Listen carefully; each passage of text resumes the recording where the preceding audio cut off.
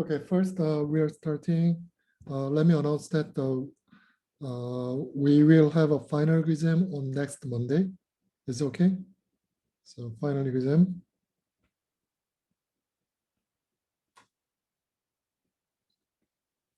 It's next Monday, which is June 14th, right? It's Monday. Okay. So it's from the 1 p.m. to 2:30. Okay. So everything is exactly same to the last midterm exam. So it is open book and open slide, but you cannot ask anything to your friends. Okay, no discussion. Okay. So any objection for this exam date?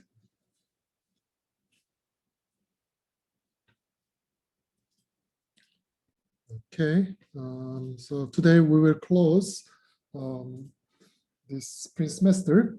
Okay, so last time we looked at the branch prediction. So we know about the static branch prediction, which means that based on the branch, for instance, it is backward branch, which means that it's going to the backward. Then we are thinking that this will be taken. If branch is forward, then we are saying that this is not taken, right? So generally, this kind of approach is used. Today we'll look at the dynamic branch prediction. Okay, so dynamic branch prediction is measuring the behavior or history. Okay, so it is recording the recent history of each branch. And we are assuming that the future behavior is also following the trend. Okay, so the first one is we will look at one-bit predictor. Okay, one-bit predictor means that, okay, so there is some instruction and here there's branch. Okay, so this kind of branch is there. Then we are preparing the one-bit for each branch. Okay. So first, let us assume that the first one, in the first case, we are assuming that, okay, so everything is not taken, for instance. Okay. And then we are executing. And here we are assuming that branch equal is not taken, but actually when we are learning it, if it's taken, then we are changing the trend to the taken. Okay, so if we are looking at this branch instruction first, it will be not taken, but if it's changing the taken, then so this is actual behavior.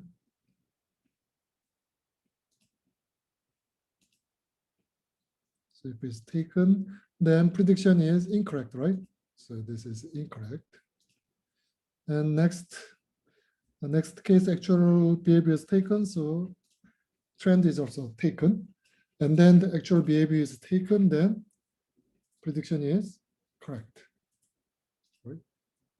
And then this is taken, and this is taken, then it's correct. And then the trend is taken, but actual behavior will be not taken. In that case, the guess is incorrect. Okay. So just using the one bit, it is just storing the previous result. Based on the previous result, we are predicting that whether the current instruction, the branch instruction, is branching or is not branching. Okay. So for each instruction, we are preparing the different history. So this one, for instance, this is 1000 address is 1040, then 1000, it has this behavior, 1004, this behavior. So this is not taken. Actual behavior is, let us assume that it's not taken, then this is correct. And this is not taken. If it's taken, incorrect. Taken, it's not taken, then it's incorrect. It's not taken, it's taken, then incorrect. So this kind of patterns follow. Okay. So this is one-bit predictor. So one-bit predictor is very simple, right? just looking at the previous one result. That's all.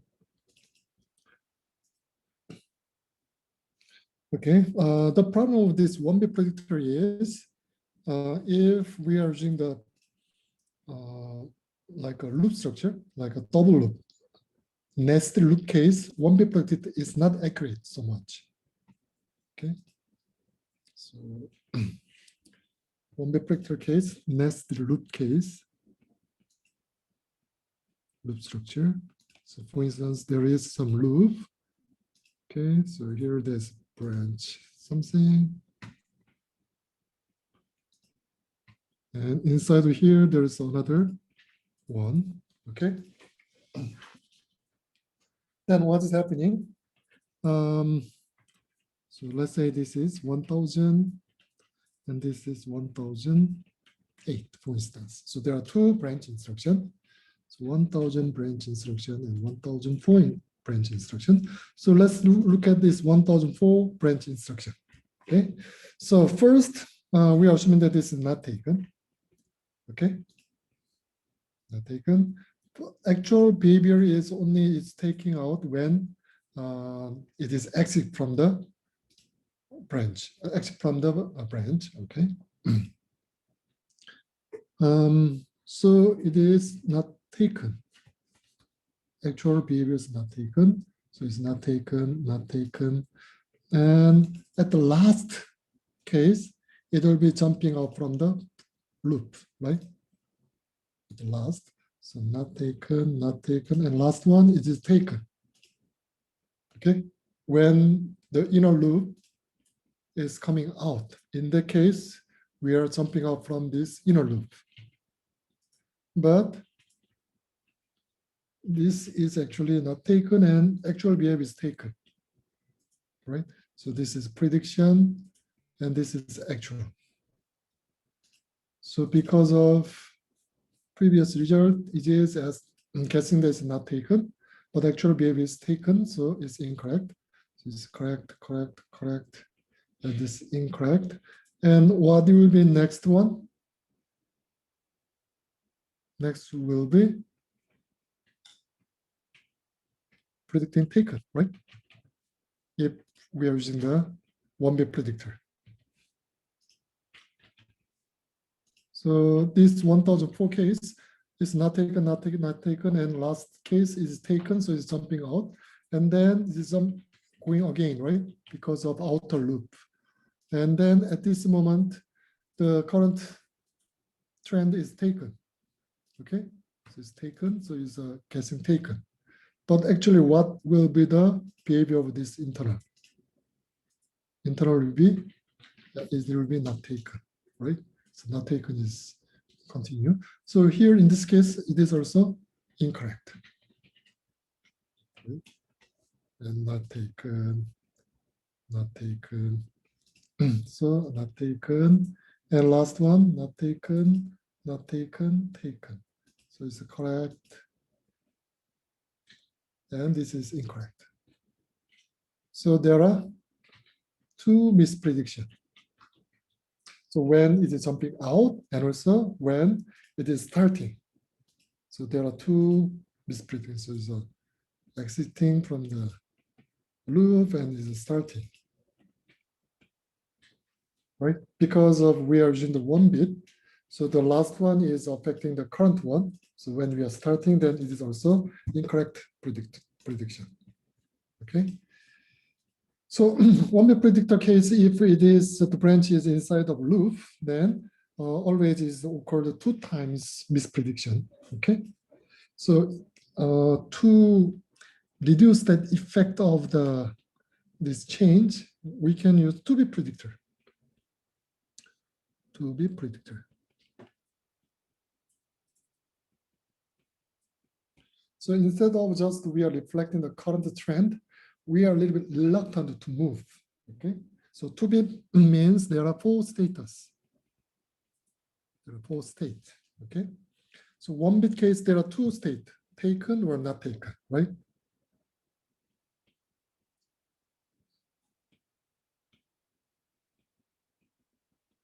Taken or not taken. to be case, we are preparing the 4 status. So one is not taken, and there is taken. So we are preparing 2 more state. One is weakly not taken, weakly taken. So this weak not taken, and this is weak taken. So there are 4 status.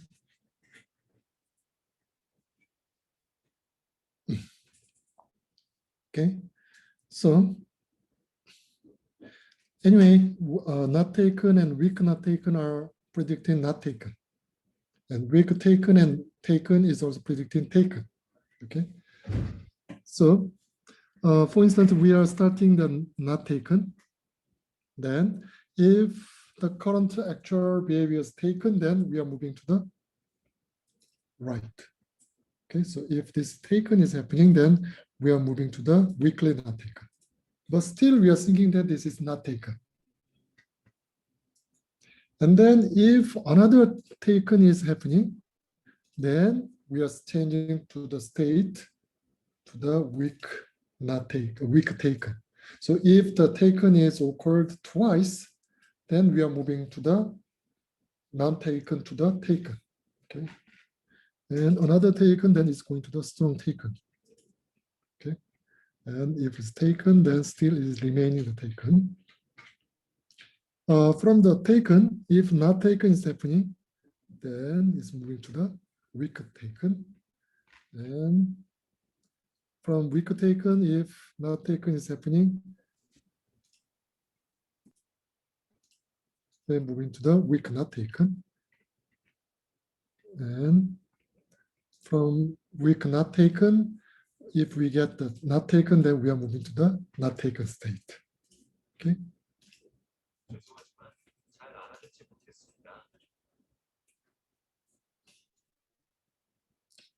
So this has some status, right? State. And there is a transition.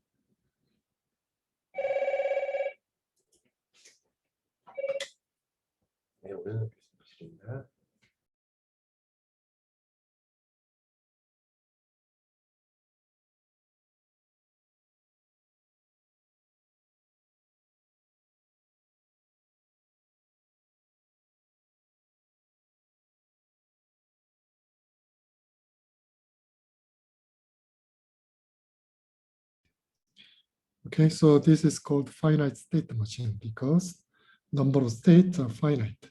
Okay.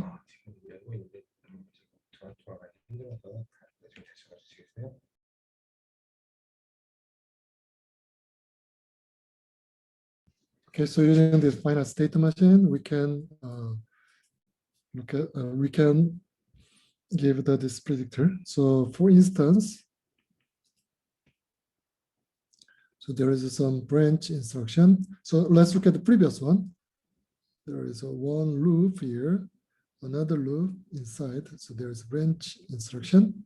So let us assume that the inner one initially it is not taken. Okay, and this is actual behavior. So actual behavior is not taken. And then last one is taken when it is exit from the loop. Then this is not taken. Okay. And this is taken. Then what's the status of this branch instruction? It will be weak not taken state. But weak not taken state means it is also predicting not taken. Okay. And what is the actual behavior at the moment?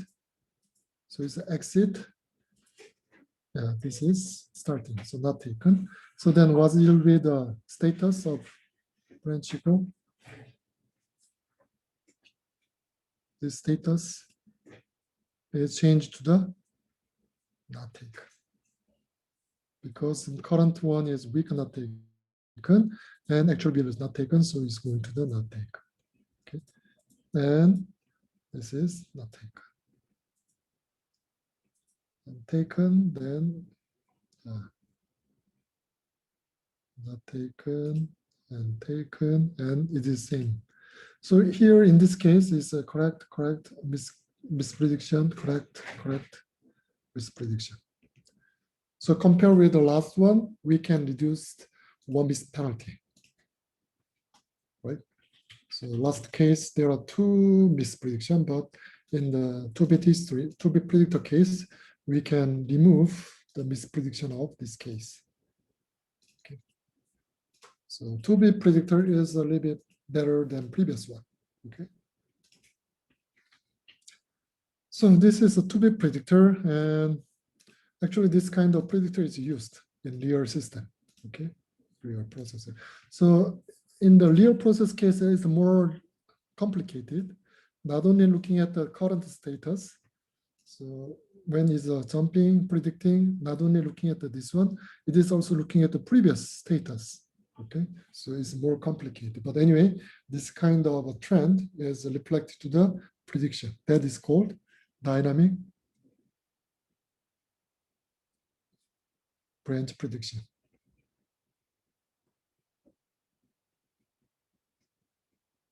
Okay, so this is called dynamic branch prediction. So in the processor, we know that there is some logical operations, right? ALU and some others, and also there is a registers to store the data, right? And also there is some spatial memory area called storing this prediction result. Okay. So there is some spatial area to store the branch history. So this is branch target buffer. So BTB. So this one is storing the history of whether this is taken or not taken, or is storing the status of taken, not taken, weak not taken, weak taken status. And also this is also storing the target address.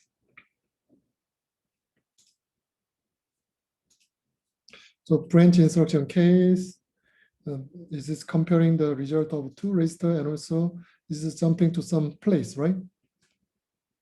So we have to compute the target, where is the location, so which means that we have to do addition, right? So always is jumping to same place. So this target address also stored in this location. Okay. So then we don't need to do addition to compute the target address. Okay, so there is some spatial buffer which is storing the history and also the branched location. Okay, for helping the branch instruction.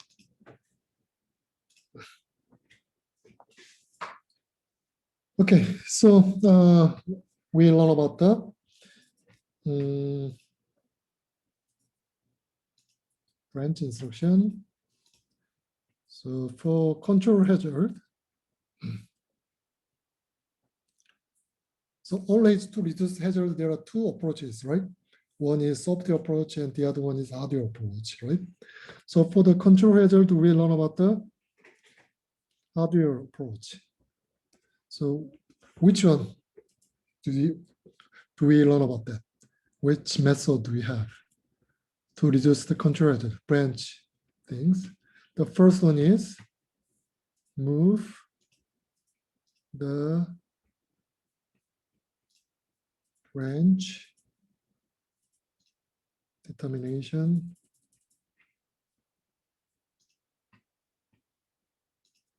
from execution stage to instruction decode. We are moving the comparison of two registers. So normally it was in the execution stage, but we are moving a little bit earlier to this one delay and one bubbles, right? So we are moving. And second one is branch prediction. static branch prediction or dynamic branch prediction, we can reduce it. Okay. So these approaches are actually used in modern processes. Okay.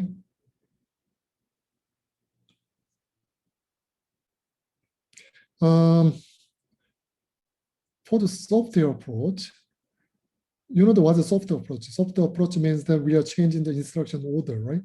So compiler is doing the software approach, but in many processes, almost every process case, branch control hazard case, there is no software solution. Okay.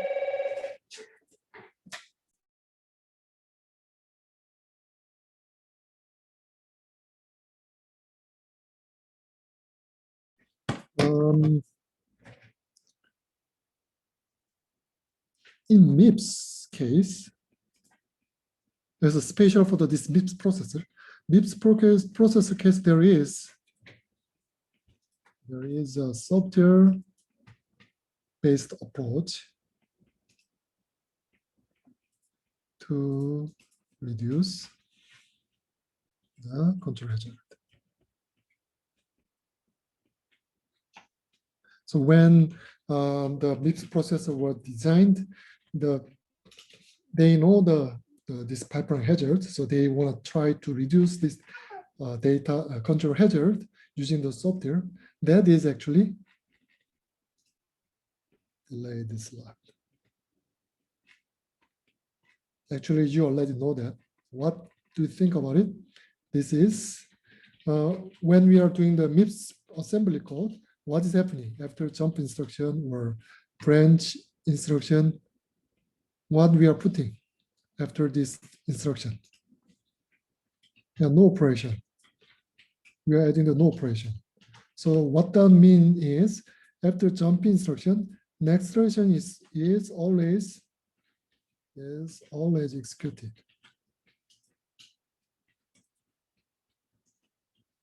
Branch equal instruction, the following instruction is always executed. That's our assumption. Do you guess why?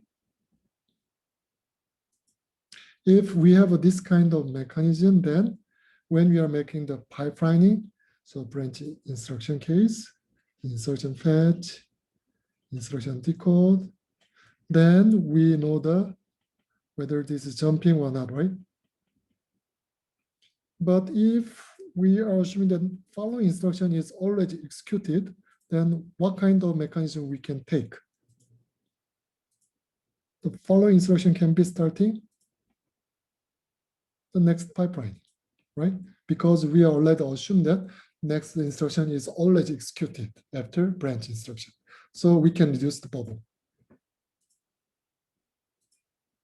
So this is software approach.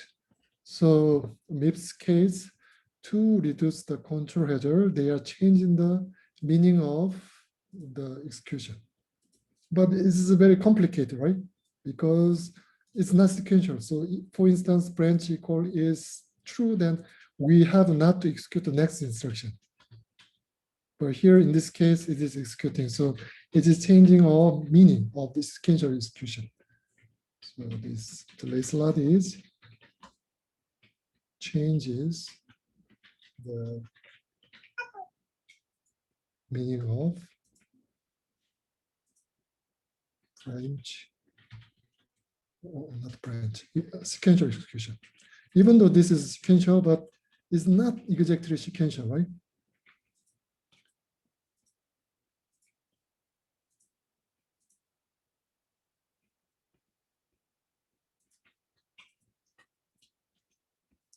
So when the MIPS is designed, they are thinking that this delay slot is very good design because it can reduce the control hazard, but later it's much difficult to analyze the program.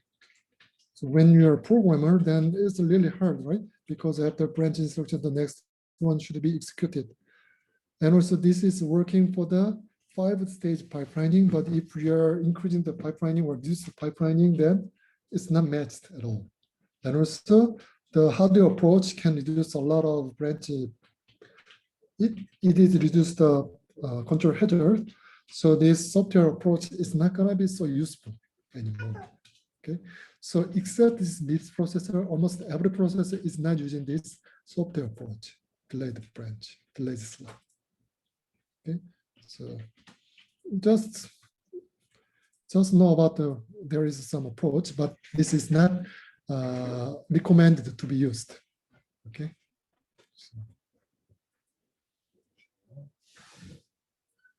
Okay, so that's the reason I'm not explaining so much about this delayed slot, because even though this is available, but this is not encouraged in modern processor. Okay. Okay, so these are the pipelining. So we learn about almost everything. Okay, so there is another thing like a dual issue or VLIW or some another parallel processing to increase performance, but this is not going to be covered in the spring semester. Okay, so for this pipeline hazard, we are covering in this spring semester. Okay, let me just briefly show the simulator. So we use the functional simulator. Do you remember?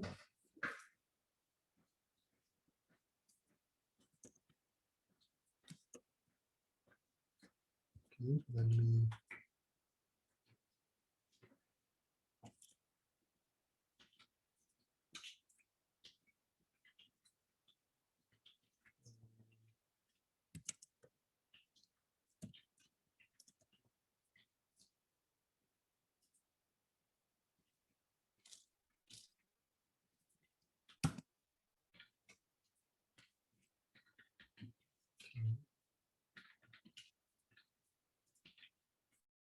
Okay, so here, if you're adding functional HTML, then it is functional simulator. If we are changing to the pipeline,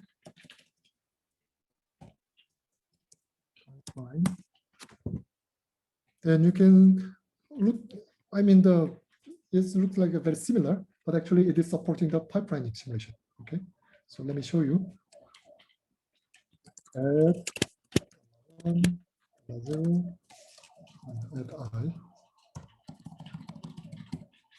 3, add I, 2, 0, 6, add $3, $1, $2. Okay, so let me show you.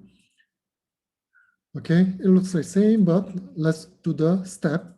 Okay, if we are step, then first one is insertion fetched.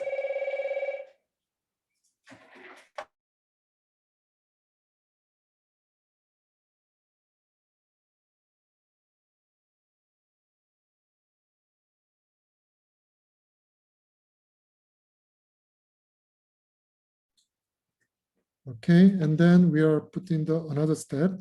Then what is happening? The first one will be to the insertion decode stage, and next one is going to the fetch state. So let me do the step. Okay, so first instruction is going to the decode stage, and second one is insertion fetch, and third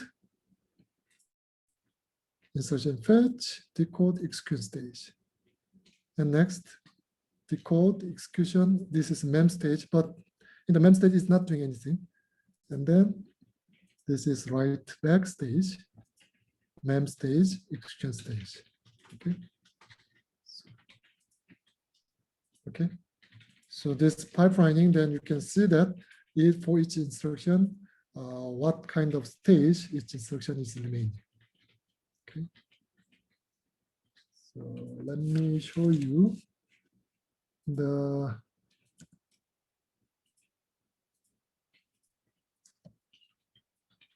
here instead of that, let me load instruction.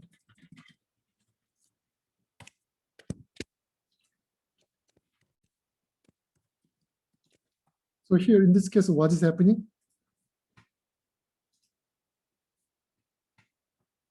There is dependency, right?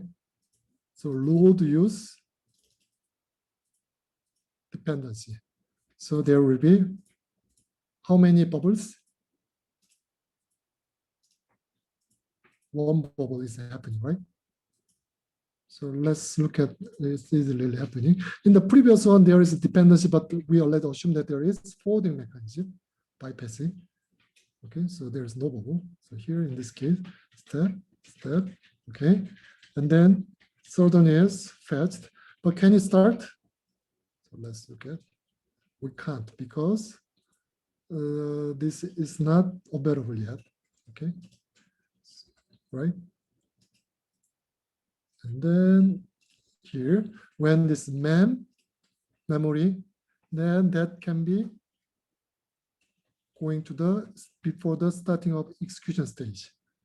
Okay, so there is one bubble between these two instructions. So you can see that one more cycle is required compared with previous one. Okay. Okay, so using this pipeline simulation, you can check how many cycles do we need and where is the bubble and where is the conflict. You can see that. Okay. Okay, so that's all. And some others is there is a project. So I think from until today, you have to complete the MIPS processor design, right? So today is due for the MIPS processor design. And also I will give another project which deadline is I think the almost end of next week, is that you have to also support jump register instruction and jump link instruction. Okay, two more instructions should be supported in your MIPS processor. Okay, so you have to think about it, how to support these two instructions, and then you have to learn the sorting example. Okay, so that project is also available in the portal site.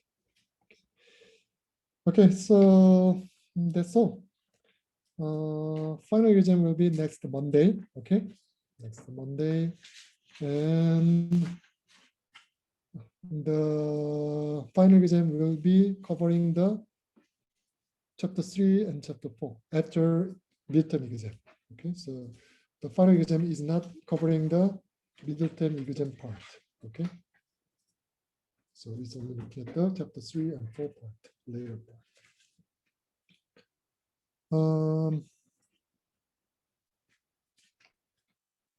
Someone is asking me about that, the final exam. Do you need? Maybe you can upload your question in the portal, then I will answer it. Okay? So you can upload your question publicly, then I will answer it. Okay, any other question? No more. Okay, then yeah, everything is online. So on Monday is online exam. Okay, final is online exam. No discussion, open book, open slide, and also you can use the simulator. Okay.